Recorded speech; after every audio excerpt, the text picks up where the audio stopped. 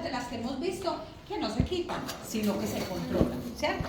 Entonces, por eso es que se considera una enfermedad crónica que afecta principalmente el sistema inmunológico, ¿cierto? Por eso, ¿qué quiere decir VIH? ¿Qué significa? Virus de inmunodeficiencia humana. Listo, virus de la inmunodeficiencia humana. ¿Y SIDA? En inglés. ¿Qué quiere decir SIDA? Un momentito. Que ninguno, no sé. Creo que la verdad no hemos hecho ningún curso de inglés. ¿La qué? No hemos hecho ningún curso de inglés. Listo. Por la no, porque igual así dan las siglas. Ese es síndrome. Síndrome de inmunodeficiencia adquirida. Pero la S quiere decir síndrome. ¿Qué quiere decir? Que el VIH, virus de inmunodeficiencia humana, y síndrome de inmunodeficiencia adquirida, quiere decir que no fue hereditaria, pues distinto cuando hablamos de la mamá en el vientre, que se la puede contagiar el bebé, pero no es una enfermedad hereditaria, sino que es adquirida, ¿cierto? Adquirida por otras prácticas que conllevan a que se adquiera en este caso. Ataca las células del sistema inmunológico, haciéndolo por lo tanto mucho más vulnerable a presentar infecciones y a que a su vez el sistema inmunológico esté tan bajito que es mucho más propenso a muchas otras enfermedades. Por eso es que es mucho más propenso a presentar diabetes, por ejemplo, quien tiene VIH, a presentar cáncer, debido a que sus defensas están tan bajitas que más fácilmente cualquier organismo como virus, hongos, bacterias podrían atacarlo en este caso. La ONU, dentro de los objetivos del desarrollo sostenible que se tienen contemplados a nivel mundial, uno de los objetivos que se tiene es poner fin a la epidemia del SIDA en este caso. Ya vamos a mirar ahorita la diferencia entre SIDA y VIH, ¿o será lo mismo? ¿Cuál es la diferencia? De pronto, ¿qué creen? ¿Qué será la diferencia? Pues el VIH es la infección.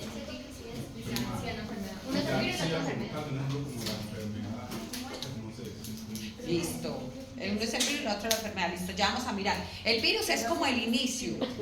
Y el SIDA es cuando ya tiene desencadenada el VIH, o sea, lo tiene mucho más avanzado. En este caso que ya vamos a mirar. En el mundo se tienen cerca de 38 millones de personas con VIH al año 2001 y en Colombia, según la cuenta, ¿se acuerdan que yo la otra vez les hablé de la cuenta de alto costo? Sí, ¿Se acuerdan? Que la cuenta de alto costo es un parámetro desde el Ministerio de Salud que es para evaluar cómo van las enfermedades de alto costo. Cuando hablamos de cuenta de alto costo la otra vez, era porque estábamos hablando de renal, sin habernos adentrado mucho a renal, pero cuando hablamos de esa parte renal, fue que hablamos que porque es una enfermedad de alto costo, lo mismo que el cáncer es una enfermedad de alto costo, así pasa con el VIH. El VIH es una enfermedad de alto costo, por eso es que el Ministerio de Salud la regula a las EPS para saber cómo le están haciendo el manejo a esta enfermedad, por considerarse, porque es de alto costo, tanto por el consumo de medicamentos, porque requieren muchos medicamentos, como por los desencadenantes de la enfermedad, ¿cierto? La desnutrición, hospitalizaciones repetitivas, necesitan un equipo interdisciplinario. Inclusive, así como por ejemplo quien tiene, el paciente que esté en diálisis, tiene la unidad renal, ¿cierto? El paciente con diabetes asiste al programa de diabetes. El paciente con, no sé, con insuficiencia cardíaca asiste al programa de corazón saludable, por ejemplo. Hay instituciones, muchas en el país, que trabajan específicamente con pacientes para VIH, o sea, IPS, que trabajan solamente con pacientes de VIH. Quiere decir, tienen toda su IPS instalada, donde está nutrición, trabajo social, psicología, el médico, el infectólogo, donde están todos los especialistas para atender a los pacientes que van con VIH. Estos pacientes entonces, según la cuenta de alto costo, la que se realizó en el año 2020, 12.000 casos nuevos se registraron este año en Colombia, o sea, 12.000 casos más de VIH adicionales a los casos que ya se tienen. Y pues no se alcanza a ver bien, pero cuando tengan las diapositivas sí lo van a ver, y es la distribución por departamentos. El principal departamento que presenta VIH es Bogotá, y le sigue, ¿quién alcanza a leer? Antioquia. Sí se No, lee. pero eso tiene Está mucha como muy cantidad clarito. por la población, la cantidad de gente que hay acá. Eso influye. Sin embargo, Antioquia es un departamento grande, pero hay muchos otros departamentos grandes, ¿cierto? Pero en Antioquia, miren que ocupa el segundo lugar en VIH. No en SIDA, sino en VIH, en este caso, ¿cierto? Para la cuenta de alto costo que se realizó ese año. Y si miramos la distribución por hombres y por mujeres, esta es la distribución de mujeres y esta es la distribución de hombres. ¿Cuál es la edad más propensa? Entre los 20, sería más o menos este rango, entre los 20 y 34 años. O sea que los hombres y mujeres también, porque los dos tenemos aquí más que todo salidito, pero los hombres y las mujeres entre 20 y 34 años son los que mayor riesgo tienen de contraer VIH. Y miren la proporción tan grande de hombres comparado con las mujeres, que es más bajita. Años atrás, las mujeres presentaban más VIH que los hombres. Y era esperado. ¿Por qué? Porque muchas veces un hombre podía tener relaciones con 2 o 3 mujeres, entonces un solo hombre contagió a 2 o 3 mujeres, por ejemplo. Pero hoy en día, que realmente, pues mirando ya como tal las cifras, muestran que una de las principales causas de transmisión, una de ellas, pues obviamente son las relaciones sexuales, ¿cierto? Eso es lógico porque ya vamos a mirar que los fluidos sexuales son una de las principales causas, pero también las relaciones entre los mismos hombres. Entonces, por eso es que ha aumentado tanto el VIH en la parte masculina. Baupés. ¿Sí es Baupés, cierto? Sí. Sí. Yo soy muy ciega. No confíen en lo que yo vea. Que realmente soy muy ciega. Nada que hacer. Dígame. Yo en algún momento escuché que se había contagiado como de una relación sexual que tuvieron con un sí, es ahí Se dice, pues por parte de la literatura, y es que el VIH, virus de inmunodeficiencia humana, es solo de humanos, que los animales no lo adquieren, aunque hay animalitos que uno dice, ay, tiene VIH, pero realmente, hasta donde sé, porque yo animalitos no conozco mucho, pero por ejemplo, si habláramos de los gatos, ellos no tienen VIH, sino VIF, o sea, virus de inmunodeficiencia felina. Habría que mirar si así pasa con los O sea, igual es un virus que ataca. Es un VIH, pero no se llamaría VIH porque la H quiere decir humanos, ¿cierto? Entonces no aplicaría para los animales en este caso. Entonces ahí sí habría que mirar. ¿Qué se dice? Que el primer caso reportado fue en 1981, o sea, hace 40 y un poquito más de años. Ese fue el primer caso que se reportó y ya después de eso empezaron como a hacer cada vez más estudios para contrarrestarlo. ¿Qué beneficios hay hoy en día? Que los medicamentos para el manejo del VIH son muchísimo menos agresivos a como eran años atrás. Pasa lo mismo que con el cáncer. Mire que con el cáncer hablábamos de quimioterapia y radioterapia, pero ya hay muchos otros tratamientos nuevos como la inmunoterapia, el tomar pastillitas, ¿cierto? Que hay personas que se ponen la radioterapia que se ponen aquí como un cangurito, haga de cuenta como una riñonera, que son unos tipos de terapias menos agresivos para la persona. Así pasa con el VIH. Los medicamentos realmente han sido mucho más efectivos y cada vez lo han ido modificando más, tanto para disminuir la cantidad, porque primero no eran una cantidad grandísima de medicamentos, hoy en día toman menos medicamentos y medicamentos menos agresivos, lo que favorece mucho. ¿Cómo se presenta la transmisión? Entonces, principalmente por el contacto sexual, ¿cierto? A través de los fluidos sexuales, pero sexual, quiere decir, por ejemplo, a través de la saliva no se transmite, ¿cierto? Sino solamente desde la parte sexual. También a través de la sangre contaminada. ¿Cómo? El hecho de que no se contamine con la saliva tiene que ver está directamente en la sangre, en los glóbulos blancos. Exacto, ¿qué pasa? Si yo tengo... Eso, si yo ya hablara, por ejemplo, de una persona que tiene llaguitas, heridas, pues cualquier laceración en la boca, pues obviamente el riesgo es mucho más grande, ¿cierto? Y cuando hablamos de sangre contaminada, pasa, y hay estadísticas que lo han mostrado, que por ejemplo el personal de enfermería es muy propenso a contraer el VIH, ¿cierto? Incluso en los laboratorios tienen un protocolo para cuando de la periódica se chuza con alguna aguja, eso genera como un protocolo para... Claro, es que eso inmediatamente se considera una enfermedad laboral, un accidente laboral, ¿cierto? Inmediatamente es un accidente laboral y tiene que irse a hacer todos sus exámenes, todo el protocolo, porque el riesgo a VIH es grandísimo. ¿Por qué? Porque si lo miramos, por ejemplo, en un laboratorio, a mí me llega el paciente y yo no sé qué paciente me llegó. En una hospitalización uno se puede fijar en la historia, que el paciente tiene VIH, pero en un laboratorio clínico yo no sé qué paciente le llegó con VIH, ¿cierto? Entonces por eso es que enfermería realmente es muy propensa a contraer el VIH cuando no tiene adecuadas prácticas, ¿cierto? O cuando estaba haciendo iba a hacer la función y el paciente se murió, ¿cierto? O pues varios factores. Pero digamos si una persona o bueno alguien de la salud se contamina con agua o algo así, ahí mismo si se hacen los tratamientos se puede prevenir o ya adquiriría el VIH mismo. Ya adquiere el VIH. Que eso sí, si se hace oportunamente, se logra identificar si fue una enfermedad laboral, ¿cierto? Iniciar un tratamiento, porque cuando se adquiere el virus, los primeros 15 días es cuando, 15 o 20 días, según la literatura, 2 o 3 semanas, es cuando se manifiestan los síntomas, que eso es lo que ya les voy a mostrar ahorita. Quiere decir, la persona empezó con una gripa muy fuerte, un malestar, cualquier cosa que no mejora, ¿cierto? Por unas semanas, pero luego esporádicamente mejora. Donde uno dice, me dio una gripa muy fuerte, pero nada más. Esa es la fase aguda, les voy a mostrar acá, que está en esta parte. Esa es la llamada fase aguda.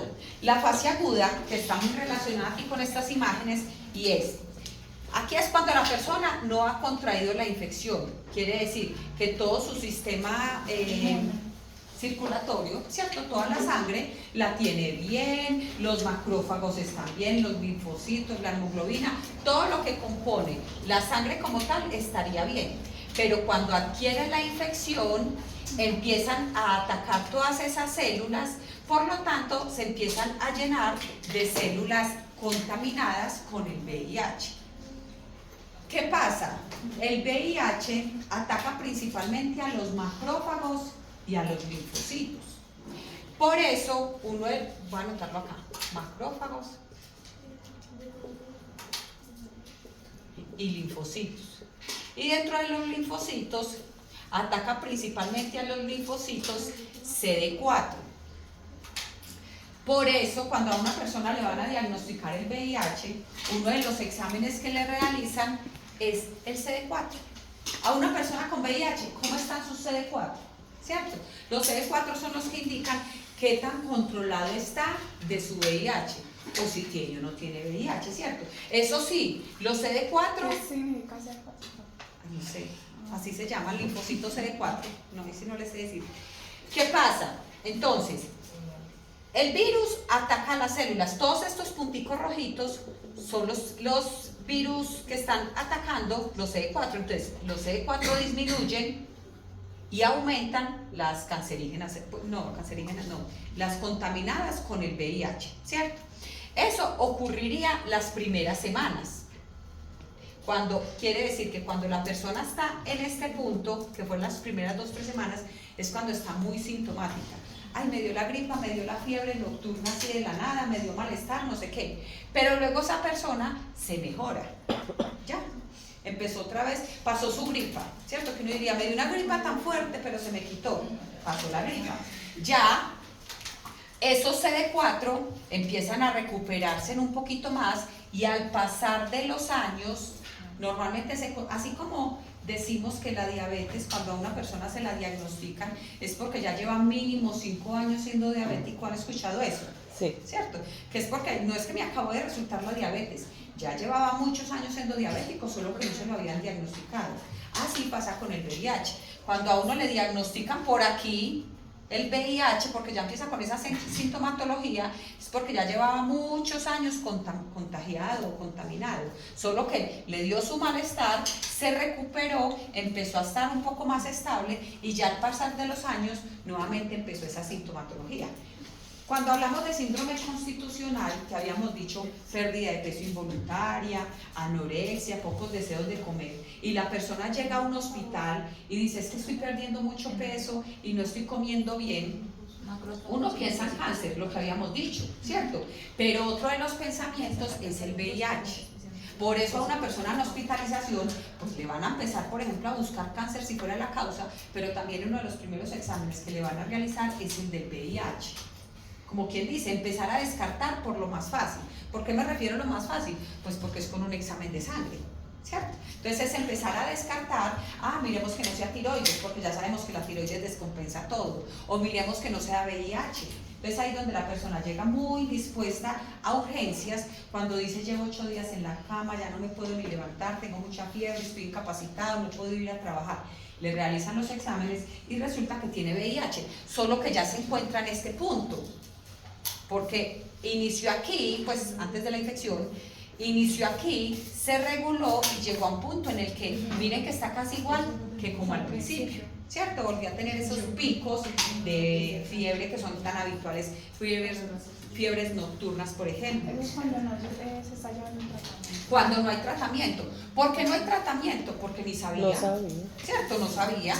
Entonces puede que ya haya llegado a este punto. Cuando está aquí, bueno, entonces, esta partecita. Ahora, tenemos entonces, ¿cuál es la fase aguda? Síntomas parecidos a la gripe. O sea que esta sería la fase aguda. Listo, es cuando empezó con síntomas de gripe, malestar, no sé qué, me mejoré y volví a estar bien. Luego viene la fase asintomática, aquí, que es donde no sintió nada, estuvo 2-3 años posiblemente transmitiendo la enfermedad, ¿cierto? Por eso se recomienda tanto lo de la pareja estable y todo lo demás, pero estuvo asintomático, por estos años no sintió nada.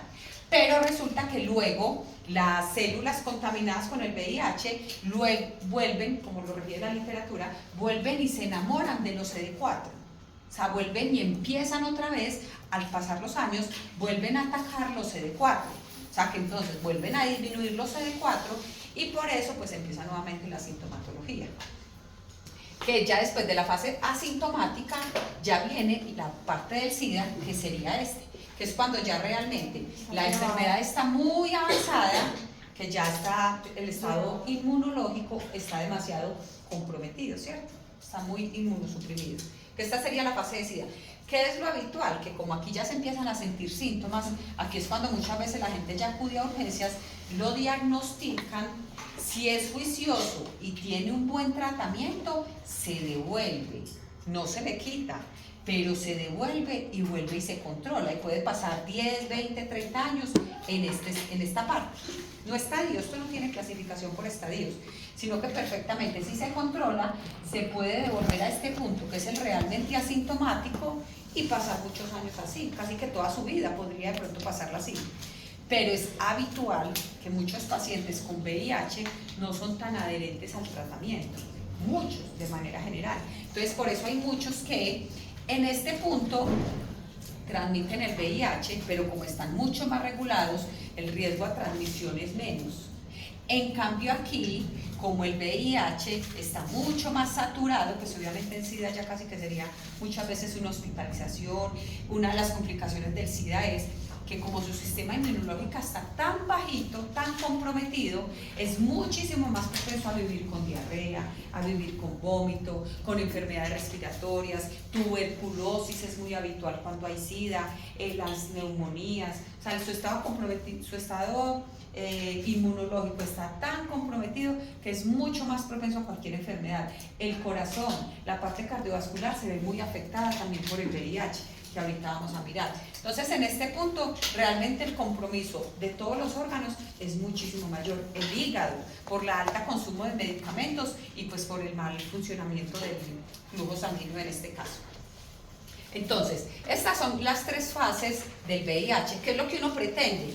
Que siempre en lo posible estén en una fase asintomática, ¿cierto? Que es donde se siente bien, puede trabajar, puede realizar sus funciones, todo está muy bien, pero ¿eso de qué depende? De qué tan juicioso y adherente sean los medicamentos. Porque este tipo de pacientes es muy habitual que presenten depresión, que presenten síntomas relacionados con la ansiedad y con el abandono al tratamiento, el abandono a no quererse cuidar. Entonces por eso es que pasa mucho de que transmiten la enfermedad. Miren que en las noticias muchas veces dicen, ¿cierto?, que están transmitiendo la enfermedad o que con inyecciones contaminadas. Este es el peor punto para transmitir un VIH. En cambio, estando controladito, pues disminuye mucho el riesgo de contraerlo, pues, o de transmitirlo en este caso. Me voy a devolver a esta, que era de la que estaba hablando ahorita, donde hablábamos de la sangre, que es muy importante de la sangre. Entonces, el transmitir hacia los pacientes, ¿cierto? Si hablamos de enfermería, es un riesgo. Pero nosotros también tenemos ese riesgo. Por eso cuando hay un paciente con VIH o con SIDA, él siempre aparece en la historia clínica, inclusive por lo general aparece en mayúscula o aparece grandecito, para que todo el personal que vaya a tener contacto con ese paciente sepa su diagnóstico.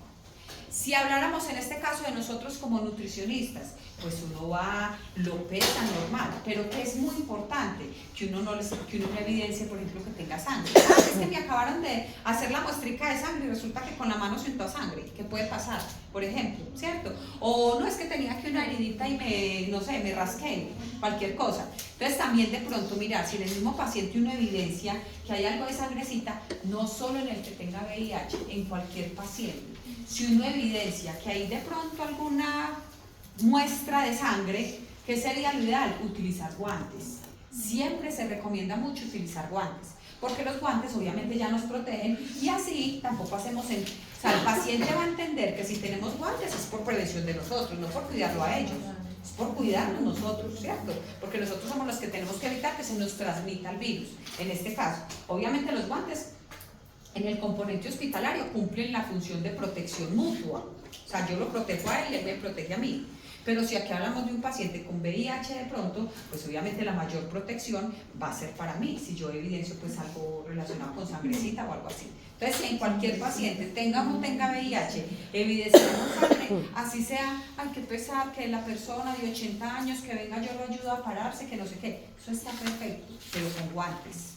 ¿Cierto? Si evidenciamos que hay algo de sangrecita, porque puede que él tenga algo de sangre y yo tengo un uñerito, por ahí perfectamente se puede transmitir, ¿cierto? Tengo alguna cortadita que me hizo ahí con el cuchillo, por ejemplo, que puede aparecer inofensiva, pero realmente es un riesgo pues de transmisión en este caso. Entonces, si tenemos un paciente que tenga algo de sangre, siempre lo primero es ponernos guantes realmente por nuestra prevención en este caso. Y de madre a hijo. ¿Ustedes vieron el tema de VIH con Javier? No lo vieron. Ah, bueno.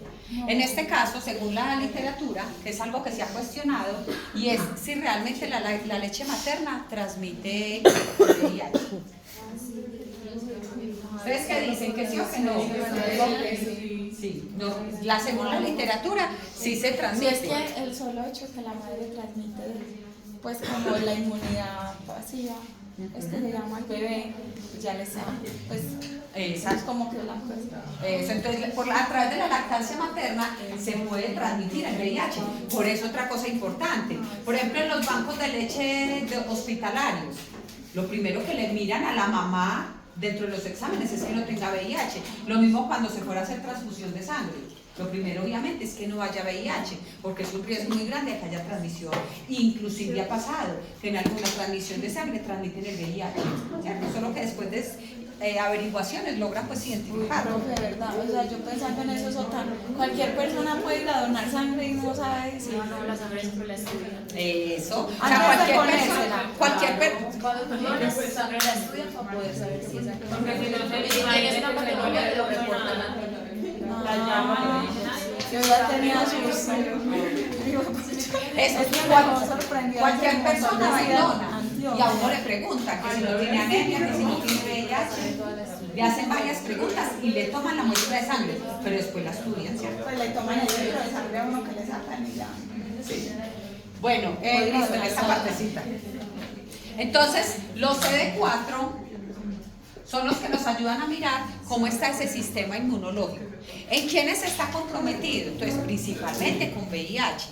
Pero puede pasar ocasionalmente que en una persona con cáncer, en quimioterapia, puede que sus CD4 estén bajitos. Claro, porque su sistema inmunológico está muy comprometido. No necesariamente entonces, tienen cáncer, no, tiene VIH. Lo que pasa es que su sistema inmunológico está comprometido. Entonces, por eso lo que hemos dicho, los exámenes de laboratorio me muestran un resultado, pero hay ocasiones donde hay que mirar si realmente sí o no, ¿cierto? Lo mismo pasa aquí con los CD4. Me indicaría si hay o no hay VIH, pero si hablamos de un paciente pues con cáncer, ya el criterio y la indicación es otra. Los CD4 por lo general están por encima de 200. Creo que es entre 200 y 500, sí. No le pongamos los 500, pongamos lo mayor a 200. Creo que es 200 a 500. Deberían estar por encima de 200. Cuando una persona tiene los CD4 menor a 50, es demasiado bajito, ahí es cuando a la persona le dicen, usted ya no tiene VIH, sino que ya tiene SIDA, ¿cierto? Porque ya están demasiado bajitos los anticuerpos y todo el proceso inmunológico. Profe, ellos también se mandan a cuidados paliativos. Si su condición le está generando dolor, sí. Porque acuérdense que cuidados paliativos va muy enfocado es al manejo del dolor, ¿cierto? Independiente de que sea ya para que uno dijera tiene esperanza de vida de una semanita o una esperanza de vida larga. Los cuidados paliativos son más relacionados a dolor. Entonces, si una persona con VIH tiene dolor, sería candidato, ¿cierto? Ahí el principal criterio es como el dolor, eso es lo principal. ¿Dónde se localiza principalmente? En este caso, entonces el VIH en la sangre, que por eso vimos que a través de la transmisión, en todos los líquidos sexuales y en la leche materna. Estos son los tres principales medios de transmisión del VIH. Profe, pero hablando en términos, por ejemplo, que ellos hablen y no usen tapabocas y lo escupan a uno, o fluidos así como el sudor, ¿qué tan probable es? Con ellos no hay riesgo de transmisión, o sea, no se considera, según la literatura, riesgo ni por el sudor, por la saliva tampoco. Ay, sí, si hay sangre. Si hay sangre. O sea, si la persona está botando saliva, por ejemplo, no sé, cualquier cosa, y tiene una herida, y la otra persona también tiene una herida, obviamente. Pero si no hay herida, no hay riesgo. Por eso inclusive hay parejas que conviven, por ejemplo, y uno de ellos tiene VIH y la otra persona no tiene. ¿Qué hacen? Por ejemplo, en este caso, tendrían relaciones sexuales, pero obviamente con condón, con una muy buena protección, porque ese es el medio de transmisión. Es un riesgo, es un riesgo, que comen en el mismo plato, caricias, abrazos, normal, no tiene riesgo, siempre y cuando no hayan heridas. El peligro son las heridas. Otra pregunta para hacerle a los candidatos. Yo ya tengo varias preguntas que hacer. En cuanto, ¿Ya no sufre de problemas? muchachos, en cuanto al VIH, por ejemplo, obviamente las personas son muy cautelosas, ¿cierto? No les gusta. Miren cuando hablamos de cáncer, cuando nosotros hablamos de cáncer dijimos que la conspiración del silencio, ¿qué es? No es lo que es La familia sabe, pero no sabe el paciente. ¿Cierto? Aquí es lo contrario. Sabe el paciente, pero hace la advertencia que ninguno de mi familia sepa. ¿Cierto? Es muy habitual que pase lo contrario. Que el paciente tiene VIH, en esa hospitalización se lo identificaron por su sintomatología porque fue muy mal, el médico le dijo que usted tiene VIH y es muy habitual que el acompañante dice, no le diga a nadie de mi familia, ni a mi esposa dígale que tiene VIH, por ejemplo. ¿Cierto? Entonces aquí pasa mucho, es lo contrario, el paciente sabe, pero la familia no sabe. Profe, y uno, digamos que una cosa, uno puede demandar eso. Pero como no me dijo, ¿Cómo se llama? Silencio Conspiración del silencio sería en cáncer. Aquí no sé qué término. Diagnóstico reservado. Sí, muy bien, como nos dice Raquel, sería un diagnóstico reservado. Quiere decir, eso es importantísimo, ese sería el término, diagnóstico reservado. Quiere decir que el paciente no quiere que la familia sepa, ¿cierto? Entonces pasa lo mismo. Si uno estuviera con ese paciente, tiene que ser muy cauteloso cuando habla con ellos. De no irle a decir, ay, si se está tomando los medicamentos para el VIH, por ejemplo, con algún otro familiar, ¿cierto? O ha pasado, lo digo porque ha pasado, y más como desde evitar que esas cosas pasen. Y es que en los hospitales, por ejemplo, alguna vez hubo un familiar que demandó a un hospital Porque en el hospital eran los médicos, pongámoslo dramático, iba un nutricionista en ese ascensor y empezaron a hablar, el paciente de la habitación tal, sí, el que tiene VIH, no, es que no quiere comer, no sé qué, bueno, iban hablando de ese paciente en el ascensor y resulta que en ese ascensor iba la esposa del paciente que no sabía que tenía el diagnóstico y esa esposa le dijo al hospital y ganó la demanda. Ella ganó la demanda porque los médicos dentro de su ascensor, en la cafetería que es tan habitual, donde estuvieran, no podían hablar del paciente y más diciendo número de habitación, no sé qué. O sea, esa fue la forma en la que la esposa se dio cuenta que su esposo tenía VIH. Y pasó en un hospital aquí en Antioquia y la esposa ganó la demanda porque realmente eso era un derecho, una privacidad que debía tener el personal. ¿A quién le ganó la demanda la esposa? ¿A quién se la ganó? Al hospital, Al médicos. Al médico. No al hospital, el hospital tiene su reserva en la historia clínica. Profe, pero si eso interfiere con la salud de la esposa, Pero más fácil que entren psicología, trabajo social, que entren otras áreas y lo sensibilicen. A convencerlo. Eso, que lo sensibilicen. Y ya si no se logra, pues ya eso mirarán desde la parte legal cómo lo resuelve, ¿cierto? Pero el paciente apenas lo estaban diagnosticando. ¿Ahí quién asume esa demanda? El personal que iba en ese ascensor. El hospital no pierde. El hospital nunca va a pagar la demanda. Esa demanda la tiene que pagar. O puede que el hospital diga, bueno, yo la voy a pagar porque el personal no tiene con qué, pero yo la descuento. Porque es que realmente la demanda va dirigida a la persona. O sea, el afectado demanda al hospital, pero realmente esa demanda va al funcionario, ¿cierto? No al hospital. A menos de que no fuera al hospital quien hubiera fallado. Que es que mandaron una muestra de laboratorio que tenía nombre o alguna otra cosa, ¿cierto? Diferente. Pero en este caso es la persona. Bueno, dentro de las veamos esta diapositiva y ya. ¿Listo? Dentro de las manifestaciones clínicas que tenemos. Entonces, uno de ellos es el sarcoma de Kaposi. ¿Qué es eso? Es un tipo de cáncer que se presenta en la piel. Miren acá que tenemos aquí el tronco de una persona que se le ven como puros moraditos, ¿cierto? Esos son síntomas, síntomas podríamos decirlo, de una persona, por ejemplo, con el síndrome o con cáncer de Kaposi, que es uno de los síntomas para el VIH.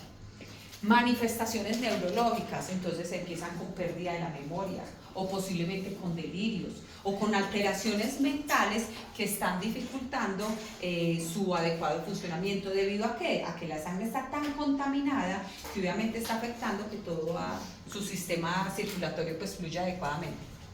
Son demasiado habituales las gastroenterocolitis o la diarrea, ¿cierto? Que viene siendo casi que lo mismo en este caso.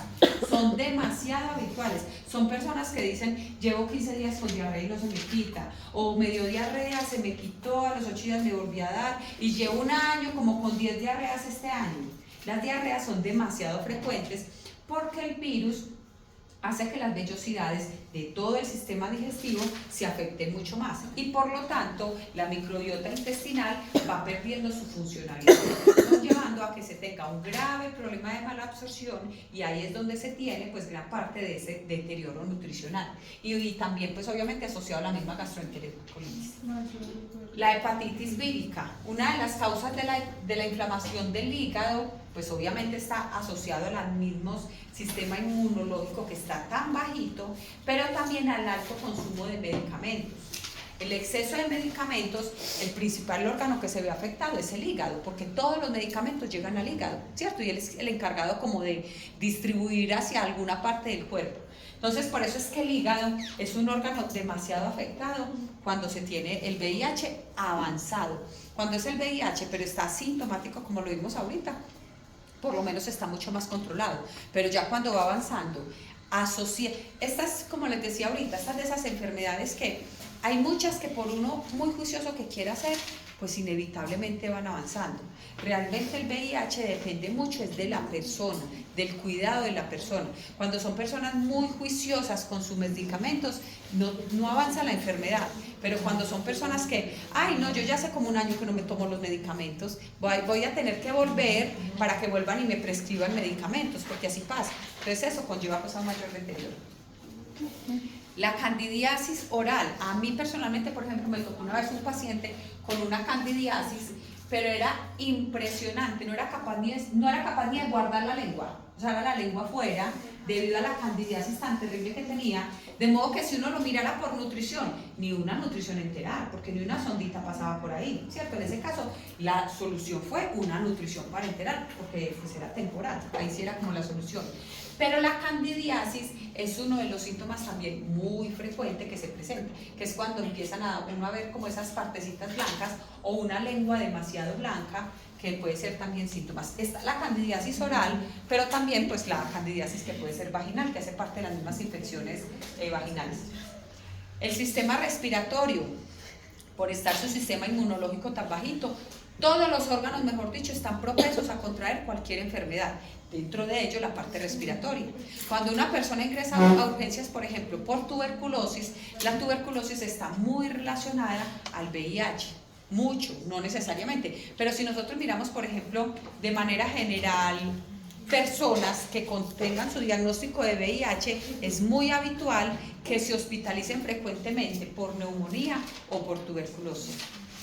Bueno, y otro aspecto que influye también en cuanto a la tuberculosis es, si nosotros miramos el VIH, por ejemplo, en personas que aparte de eso, pues lo refiere de manera general a la literatura, no pues con cifras ni nada, pero también como el SIDA está tan relacionado al consumo de sustancias psicoactivas, al descontrol, a las fiestas, pues más tipo locura, diría yo, no sé cómo referirlo, ¿cierto? Pero mucho a fiestas, porque realmente las cifras lo muestran, que está muy relacionado a fiestas, a parranda y a un montón de cosas, también al consumo de drogas, y el consumo de drogas afecta a la parte respiratoria. Entonces, si aparte de que tengo un diagnóstico de VIH, consumo drogas que afectan mi parte respiratoria, por eso es que la tuberculosis y la neumonía es mucho más propensa en este tipo de pacientes.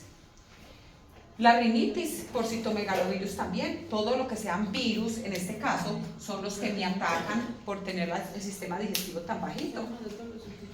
Complicaciones bucales, como unas encías que empiezan a presentar llagas. Entonces ahí sí estoy aumentando mucho, a través de un simple beso, obviamente aumentar el riesgo, ¿cierto? Entonces todas estas heridas que se pueden presentar en la boca.